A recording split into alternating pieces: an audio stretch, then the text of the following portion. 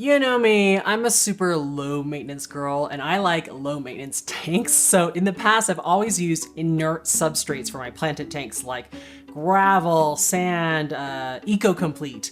But I have this 5-gallon office tank and there's a lot of heavy root feeders like cryptocorynes, a dwarf aquarium lily, and anytime I kind of get lax about giving them root tabs, they just melt back like crazy. They show their displeasure by hating on me. And so I was thinking, maybe I should try putting an active nutrient-rich substrate in there. I've never used them before, but then they would be all happy and then I wouldn't have to put as many root tabs in, right?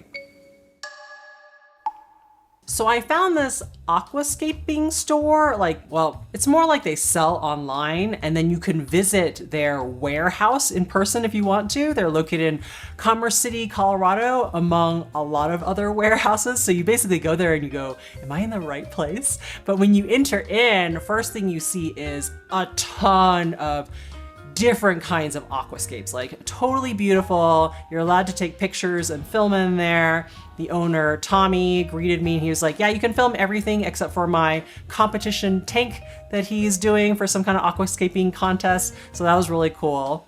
Obviously there's bins and bins of hardscape, rocks, driftwood, stacks of rimless tanks, and every kind of, aquascaping supply that you could think of, including the active substrate I was looking for. Since I didn't know what I was doing, I'm not an aquascaper, I asked Tommy, I think that's his name, the owner, what does he recommend? And he said, well, if you don't care about getting the name brand stuff, he personally uses Landon in all of his aquascapes because he feels like it's good quality stuff, but it's a lot more cost effective and affordable. And yeah, that's what I ended up getting. I also, with so many aquascapes in that warehouse to maintain, I asked him what is his secret to having algae-free tanks, and he says, and this is not the first time I've heard this actually, he says he uses RODI water, so reverse osmosis, deionized water. It's stripped of everything, and then he remineralizes or redoses in plant fertilizer and minerals for the plants, and that's how he's able to keep them algae-free. I personally do not have the time for this, but I figured I'd pass along the advice to you if you want to try it. There was this hardscape looking forest where it was only driftwood and it looked like tree trunks with roots down. Not a lot of plants in there, but there was one single pea puffer swimming around among all the trees. And so I thought it was really, really cool. I saw that tank and I was like, I need to have this, especially with the pea puffer in it. So super adorable. It's a family-owned store company. So, Tommy was there, his wife and baby. If you want to check their store out, I'll put the link in the description. I think it's aquarockscolorado.com. Now to do a big renovation of my aquarium, I basically waited until I had no animals in the tank. So it was right after I rehomed the chili rasboras. And I was like, okay, now is the time. So I began the laborious task of, removing all the plants, the equipment, draining all the water, taking the tank outside and removing all that stinky substrate, which it's full of mulm and rotting organics in there, which are good for plants, but it smells like swamp death. And then after that, I figured it was a good opportunity to scrape down all the algae and gunk that I have neglected over the months. Then I brought the tank back inside and I decided to put 1.5 inches of the Landon aqua soil at the very bottom, and then I capped it off with 1.5 inches of just regular black aquarium gravel that I probably got from Petco.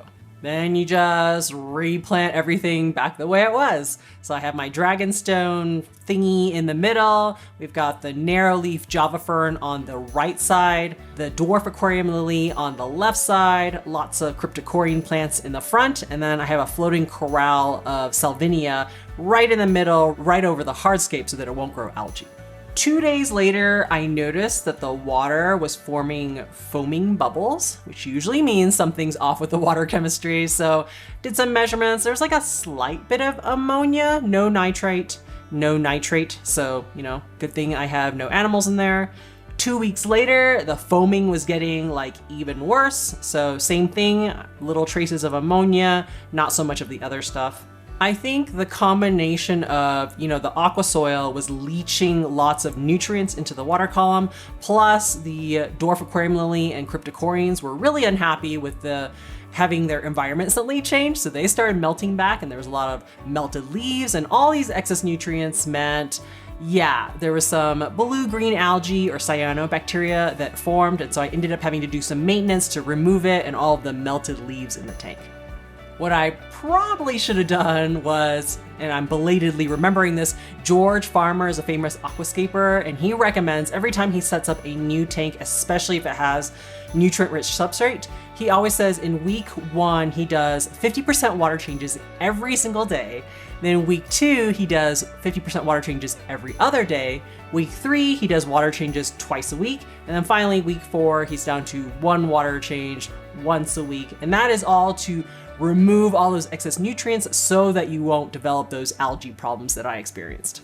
Bottom line, good thing I did not have any animals when I first set up this tank, because active substrate will release a lot of nutrients at first, and then slowly it'll kind of decrease over time. The plants and the bacteria will be able to absorb them as well and handle the increased bioload, and then it'll be safe to add your plants once your water parameters are looking good. Finally, the tank parameters got stable enough where it was safe enough to borrow Sunstreaker the mystery snail for my 20-gallon, put him in the 5-gallon for a little while to eat up all the melted crypt leaves. He does a lot better job than I do anyways. And then the first animals I added were the Neocaridina shrimp. I got the Bloody Mary shrimp. It's a type of cherry shrimp, I guess you could say, as well as clown killifish.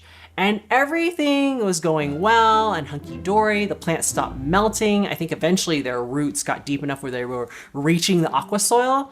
But then about, I would say, 3 months in, I saw my first shrimp death. And I was like, what's going on? So, when an animal dies, the first thing you do is do a water test.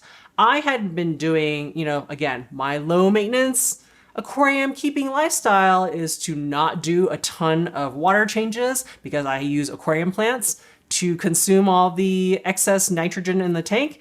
Unfortunately, the nitrogen was not the problem. It was actually the pH, GH, and KH had just like plummeted over time, which I guess is to be expected with aqua soils because they have these buffering qualities to them. That's why they're also called active substrates, because they will change your water chemistry parameters. So I freaked out, did a water change, and I bought Dennerle Shrimp King shrimp salt, the GH plus KH plus kind, which is for Neocaridina species, as well as Aqua Vitro Shrimp Exo, I think is what it's called, and that's extra iodine, again, to help with molting. Because my guess was because of those low water chemistry parameters, the shrimp were dying from failed molts. Unfortunately, the only way I could keep them alive was to have to do at least weekly water changes and then weekly dosing of the shrimp salt minerals and the iodine.